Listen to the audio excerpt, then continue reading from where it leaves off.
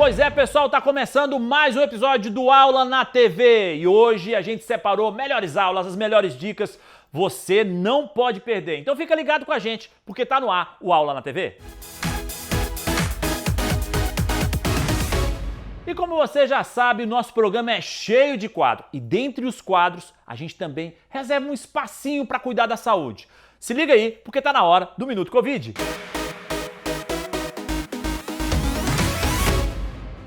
Você sabe como se proteger do coronavírus?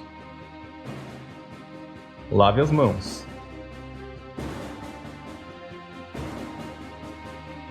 Toda vez que sair de casa, esteja com máscara.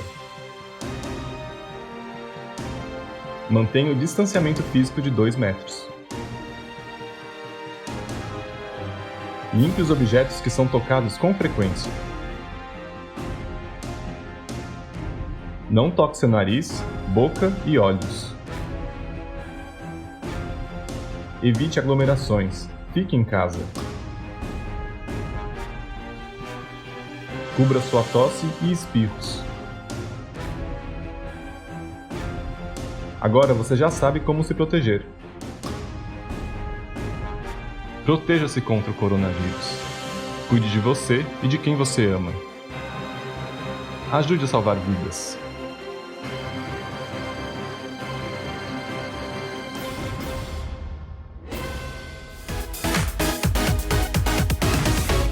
Pois é, galera, e depois dessa dica de saúde, chegou a hora da gente concentrar um pouquinho, porque tem dica boa pra você. Chegou a hora do nosso quadro Top Dicas.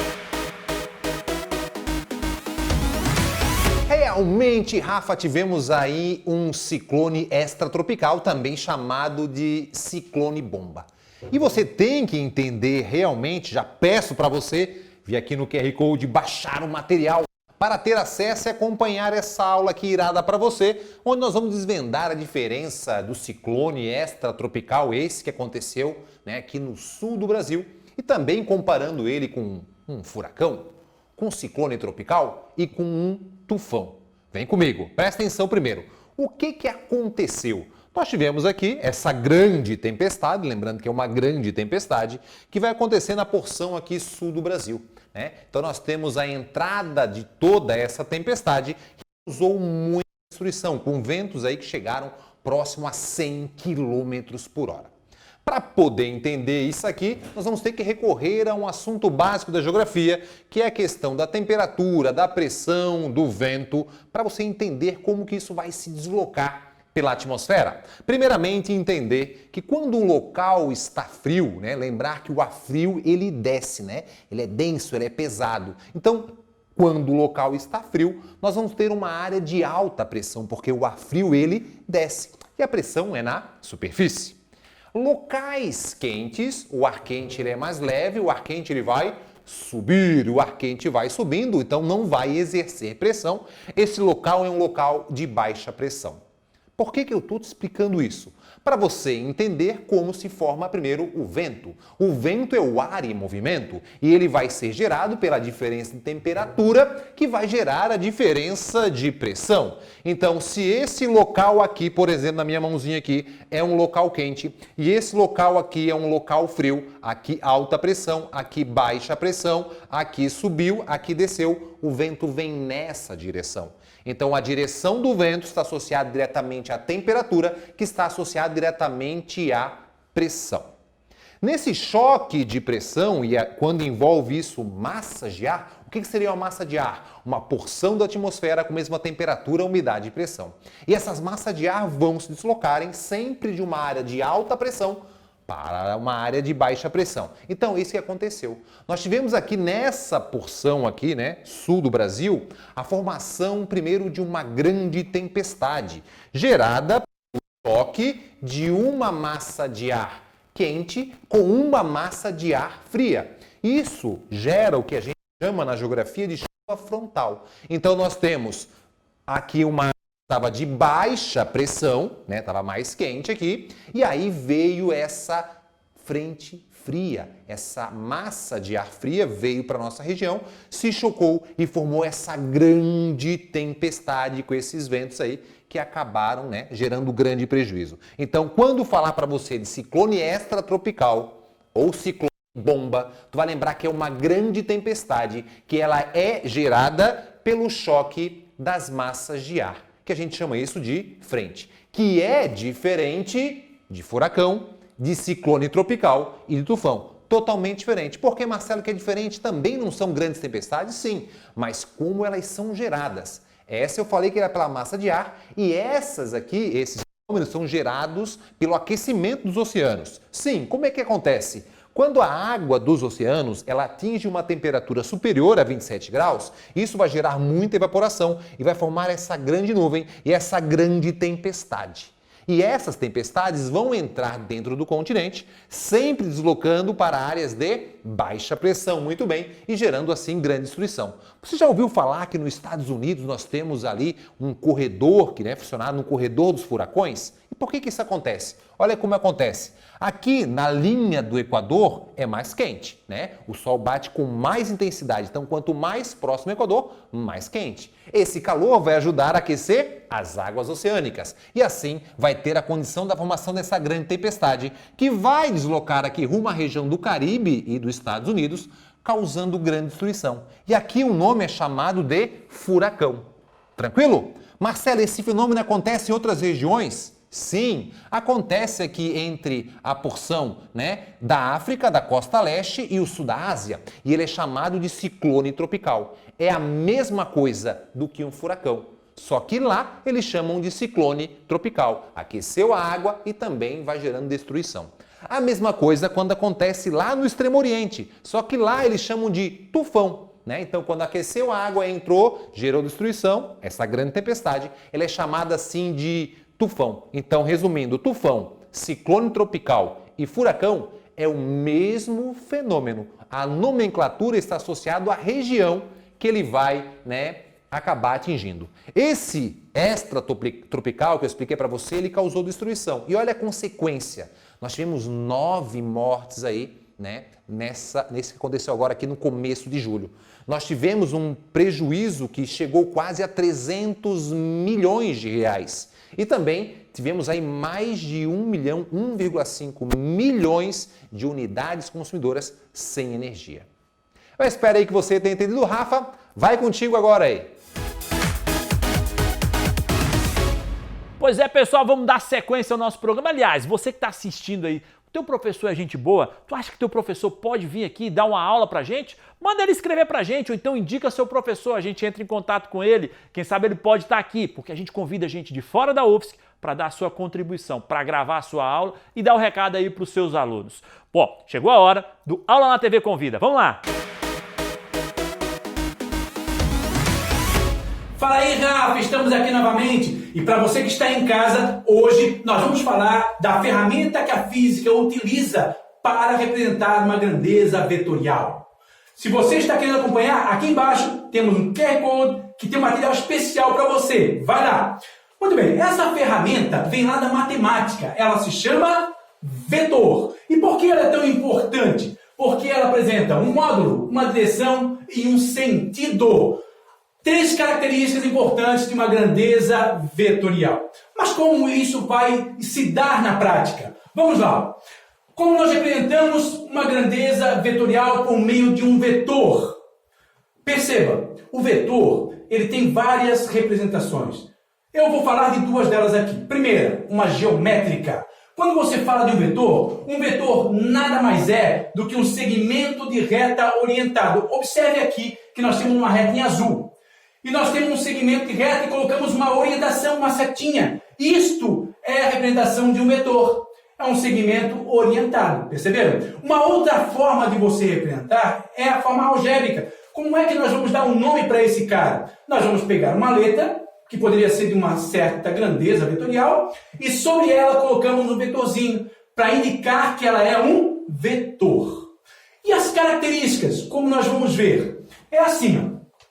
O nosso vetor, segmento de reta, tem um tamanho. Esse tamanho aqui representa um módulo da grandeza que ele está querendo representar. Se você quer representar 2 newtons de força, com isso aqui, e depois 4 newtons, tem que ser o dobro, porque o tamanho tem que ser maior, porque é o dobro da força, perfeito? Por outro lado, de direção e sentido, tomem cuidado. A direção é a direção da reta suporte, nesse caso a direção horizontal. E qual é o sentido? O sentido é para onde a nossa setinha está apontando, a orientação do nosso vetor. Esse é o sentido, nesse caso, para a direita. Vamos observar aqui um exemplo? Imagine que você tem aqui um bloco e esse bloco esteja sob a ação de 2 forças. Poderia ter mais, eu coloquei somente 2. Aqui, tome cuidado, você deve estar perguntando, peraí, mas eu estou vendo aqui que nós temos a indicação F1 de uma força e a setinha está para lá, mas o vetor está para cá. É isso mesmo. Quando você faz a notação algébrica, é o símbolo, no nosso caso F1, e a setinha é sempre para a direita. Mas a força tem um sentido para a esquerda. Percebeu? Tome cuidado. Então nós vamos fazer agora, vamos caracterizar esses 2 vetores aqui. Como é que a gente faz isso? Vamos pegar aqui, o F1. Qual o módulo de F1?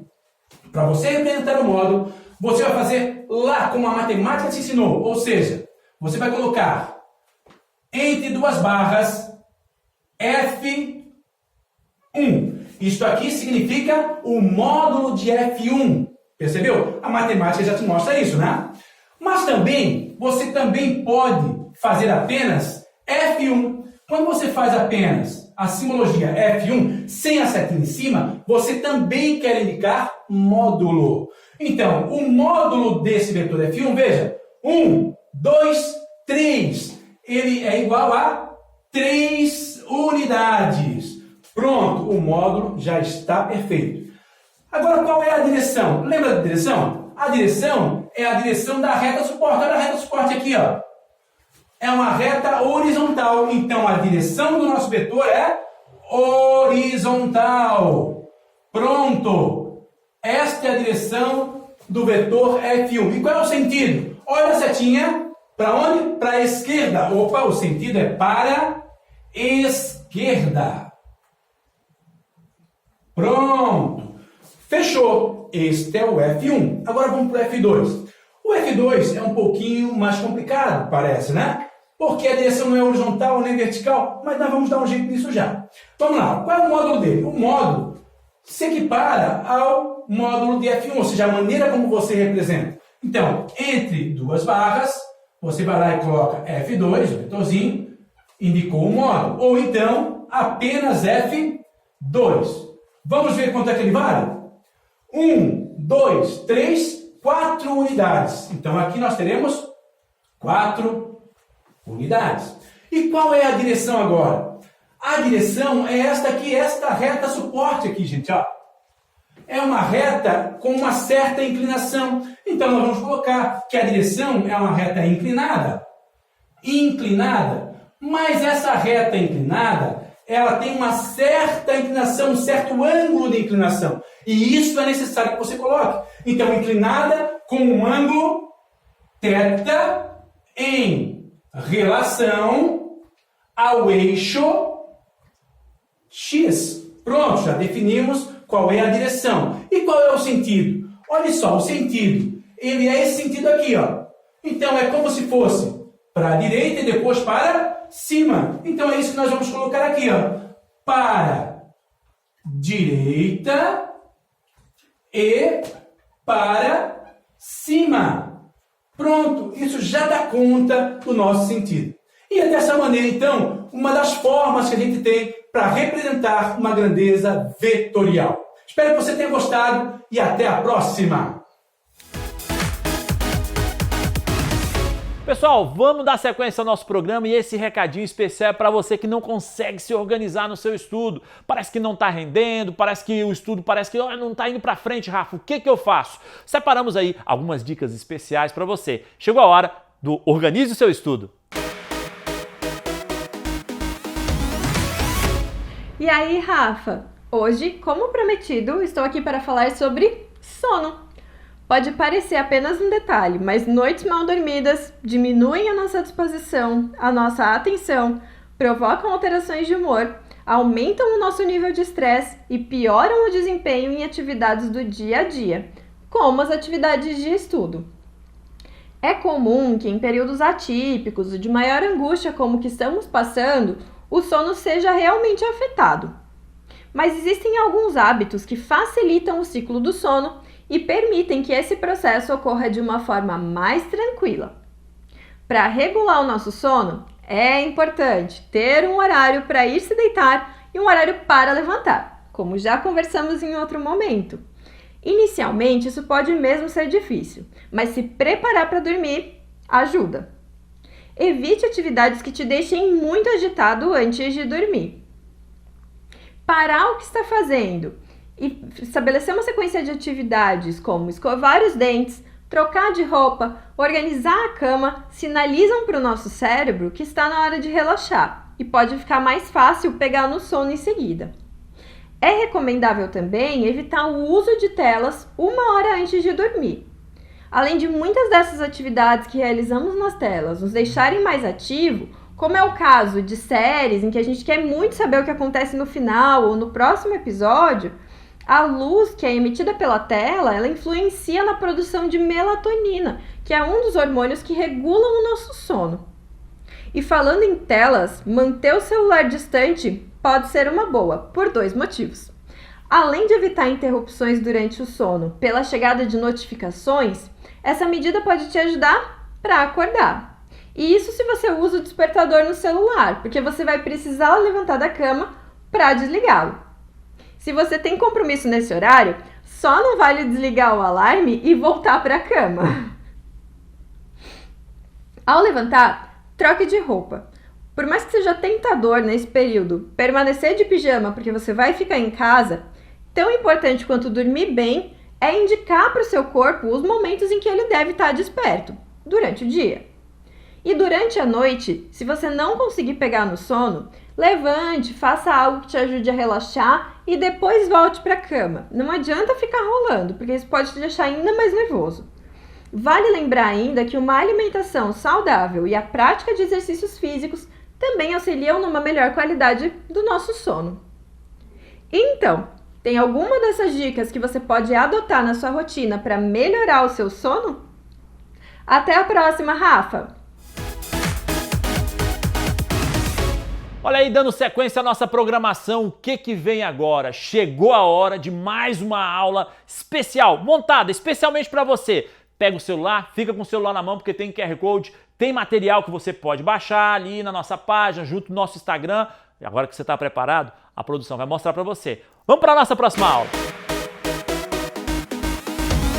E antes de a gente falar de filosofia, esses questionamentos já permeavam a mente humana. O ser humano, desde sempre, não é para falar desde quando, na verdade, mas desde sempre, ele se questiona sobre a sua existência e ele vai tentar encontrar uma forma de responder. Anteriormente, através das mitologias. Mas chega um momento em que as mitologias e o contexto, cultural, social, político da Grécia Antiga propicia que a filosofia venha a nascer. Então, assim, os deuses da mitologia grega, principalmente, eles mostravam muitas imperfeições, o que aproximava dos seres humanos. E isso fazia com que as respostas, sobre de onde nós viemos, para onde nós vamos, entre outras questões que se tem, ficavam um pouco insatisfatórias. A partir então desse momento, a gente fala dessa proposta de um início da filosofia através da cosmologia. A cosmologia é a ciência que estuda a estrutura, a origem do universo. E a gente vai ter como principais pensadores da cosmologia os pré-socráticos. Os pré-socráticos são um grupo de filósofos que não necessariamente vêm antes de Sócrates, alguns são contemporâneos a ele. Mas nós chamamos de pré-socráticos porque a maneira que eles fazem filosofia é uma maneira cosmológica, enquanto Sócrates é mais antropológico. O primeiro filósofo, o primeiro pré-socrático é Tales de Mileto, que vem de Mileto e por isso esse sobrenome, Tales de Mileto. Igual ligação a cobrar, que fala o nome e a cidade de onde está falando. Bom, Tales de Mileto, então, ele vai tentar encontrar qual que é o elemento fundante do cosmos agora, buscando uma resposta não mitológica e sim através da observação e de um processo mais sistemático e racional de pensamento. E para Encontrar esse elemento, né, de origem, a gente vai chamar esse elemento de origem de arqué, ele colocou algumas condições. Seriam elas, tudo, né, deve ser formado desse elemento, deve ser algo essencial à vida, deve ser algo capaz de se mover e deve ser algo capaz de mudar. Esse elemento só poderia ser, na visão de Tales de Mileto, a água. Bom, pensem só. Tales de Mileto está observando as coisas à sua volta, observando a natureza, e ele repara que todas as coisas são formadas pela água, elas são constituídas, a água é iminente à natureza, né? Está presente na natureza. De que maneira? As plantas precisam de água para crescer. Nós precisamos de água porque ela é essencial à vida, eu preciso para o alimento, eu preciso dela para construir a casa, para me banhar, enfim, entre outras coisas. Ela é capaz de se mover, eu posso armazenar em diversos lugares, tê-la de diversas formas e capaz de mudar, porque ela tem capacidade de se transformar em diversos estados. E assim, então, Tales de Mileto encontra a primeira resposta sistemática e racional para esse grande questionamento, né? O que forma tudo, de onde a gente vem, para onde a gente vai, enfim, que vai ser a água. Até a próxima. Grande beijo. Pois é, pessoal, vamos dar sequência aí. Eu sei que você está bem empolgado com as nossas aulas, com as nossas dicas. Chegou a hora da gente dar uma paradinha rápida. Aproveita essa paradinha para visitar o nosso Instagram. Dá uma olhada aqui, Aula na TV UFSC. Se você não segue, segue a gente. Deixa lá o seu comentário, deixa a sua opinião, coloca as suas perguntas. Se você tiver dúvidas, manda lá. É só o tempinho de beber uma água rapidinho. Daqui a pouco a gente está de volta.